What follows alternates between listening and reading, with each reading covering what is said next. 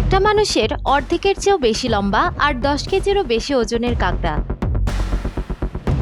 বরফ শীতল আলাস্কার সমুদ্রতলে লুকিয়ে আছে এই দানব রাজ কাঁকড়া বা কিং ক্র্যাব।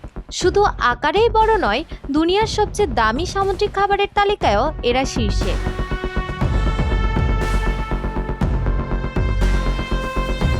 এক কেজি রাজ কাঁকড়ার মাংসের দাম 20,000 টাকারও বেশি। সবচেয়ে দামি রেড কিং ক্র্যাব, আর যার মাংস এতটাই নরম আর মাখনের মতো মসৃণ যে মুখে দিলেই গলে যায়। বাষ্পে রান্না করা হোক, গ্রিল করা হোক কিংবা স্যুপ, রাজ কাঁকড়া মানে এক বিলাসী স্বাদ।